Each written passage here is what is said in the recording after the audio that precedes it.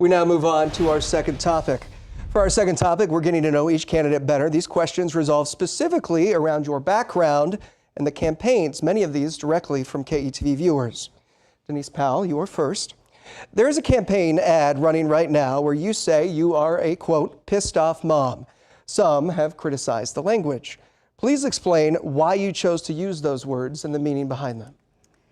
Yeah, I use those words because I'm really darn angry, and because I have heard from so many people in this district that they're angry too. And you know what? You should be, because we have a president who is getting richer and richer by the minute, who is prioritizing his billionaire friends and corporations and oil tycoons over working families.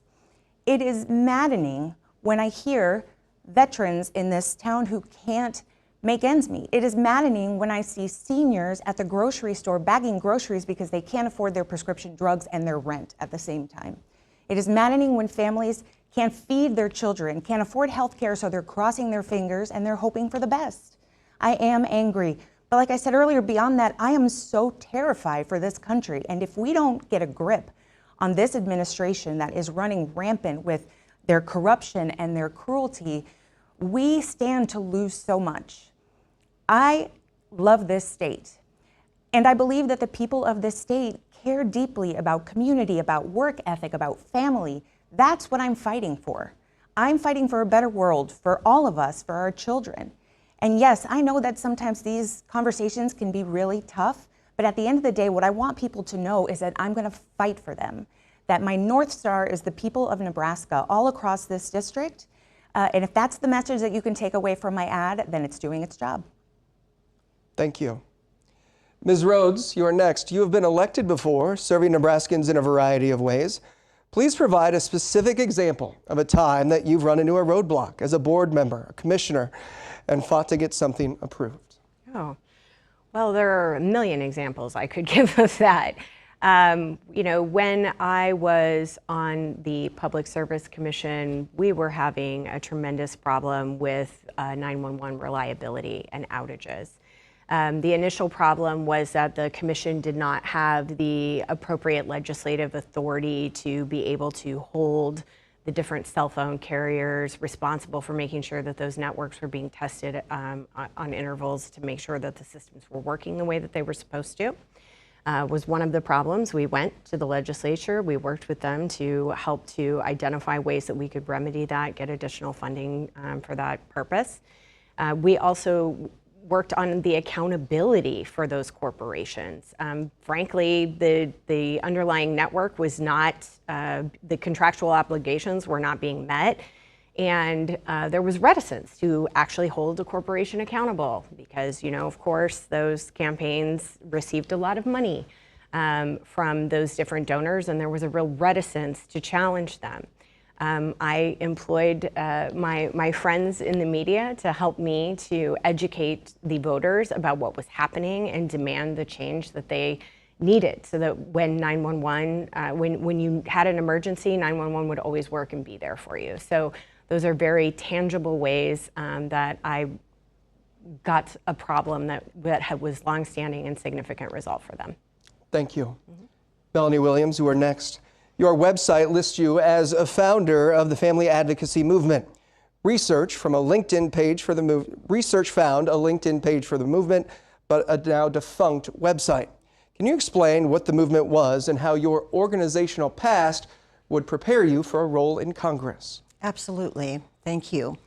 So I did step away from the advocacy about 5 years ago because for 12 years, I followed families, cases who had gotten involved in the child welfare and juvenile justice systems. And these are people who reached out to me. And I just want to say that I founded this organization because of a personal experience from our family, where we saw how due process wasn't working in these systems.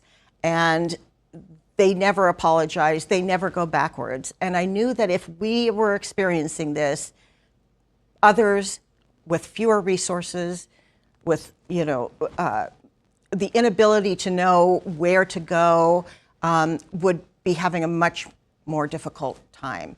So I founded the organization. I was there for families who reached out. I would follow them. Their cases I would read completely and go to court with them. I would go to team meetings. Basically, I did these things, and I paid, actually. I may not have had an elected position, but I chose to do this for free because it was very important to me. For 12 years, my family had to share me with this. And so, excuse me, so I think that it's just really important for people to understand that the experience is there to fight. Melanie Williams, thank you for your response.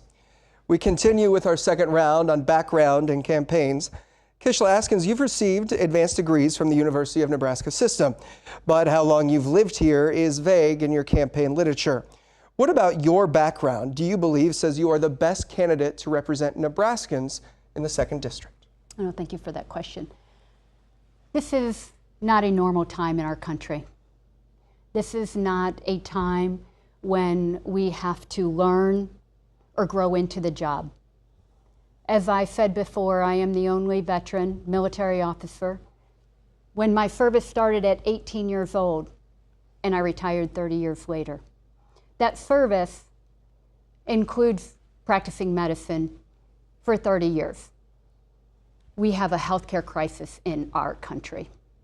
Who is it that you want to develop a plan?